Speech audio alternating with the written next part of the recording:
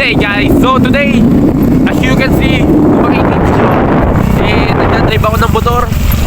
And yun nga, right now pauwi ako ngayon. And galing ako kay Ashley. So sinisipot pa nga ako and tapos, puta lumalabas yung kukaw, tignan nyo. And tapos nga nun around 6:19 na ng umaga, no? So umuulan nga ngayon, makulimlim. And then so pauwi ako para maglaba. And nag-upload muna ako ng video dun sa kanila sa TikTok. Nag-affiliate na tayo. So na-affiliate na natin itong damit natin. So kung maririnig nyo malakas yung akin, kasi nga nagdadrive ako. Siyempre ano pang aasahan nyo? Hindi nga gumigising tuwing umaga kasi ito yung matatanghayan nyo. Kaso nga lang umuulan, so isipot ko yun pa din, tumutulo. And update ko na kayo pag nasa bahay dahil uwi tayo para tapusin yung mga gawain natin, mag-workout tsaka training tayo, maglalaba, magbabasa ng libro. So yun, update ko na kayo mamaya. Good day guys. So today it's another day.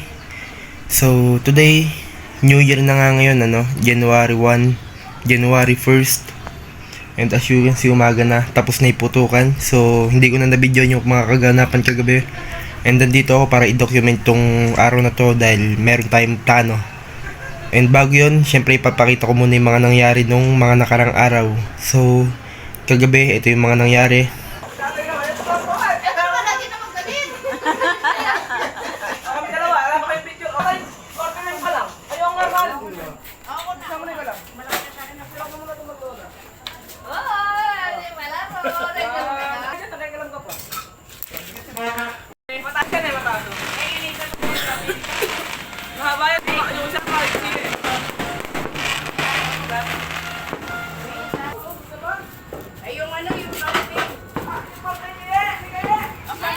Isang araw.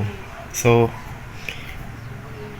hindi ko na natuloy yan dahil nga nagmamadali tayo, naglaba tayo. So nalimutan ko na wala na sa isip ko mag-video. Pero ngayon magbibideo tayo dahil nga meron tayong gagawing plano. So ngayong araw nga bubukas natin yung alikansya ko.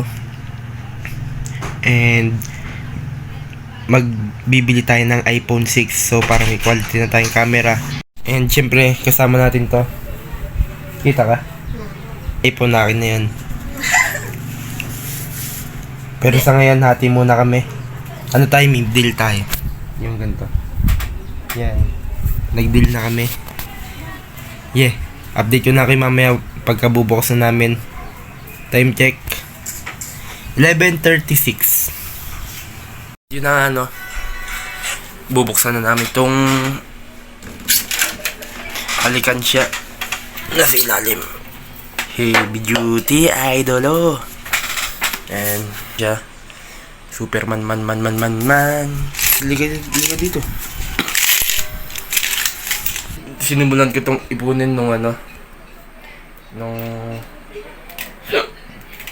basta around 2024. Ngayon 2025 na, January. So yeah. At ayun na nga, may nakakuha na akong pangbukas. Kunin mo, Mi. Ay, set pa mo. Nakapuan ka. So, bali ito. Naipon ko na 1 year ago. And this is it. Di na This is it. Ang tag dito. January 2024 ko ito sinumulan. So, ngayon January 21 na. Ay, January 1, 2025. So, bubuksan ko na. Ang kasama si... Kapangat ka dun. Tala na makakanood niya ito. Ano di? Hirap. Mahirap. So, Bubukas ba? Tanga. Ay, nasugat ka pa ata. Hindi, ito. Tangin sakit. Ito. Ay, katanga. This is it. This is it. This is it. Tanan. Ay, may buong 100.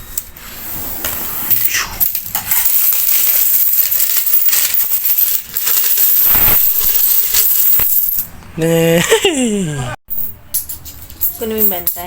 10 mo. So, i-start na natin siyang bilangin. Tatayin labs ko na lang para mas mabilis. Yeah.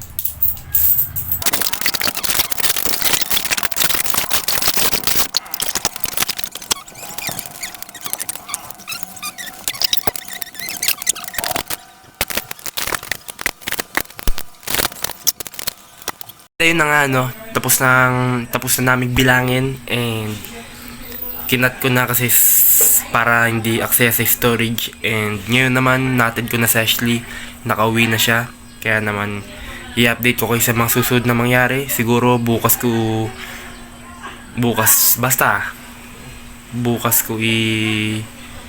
namin paplanuhin kung anong gagawin namin dito sa pera.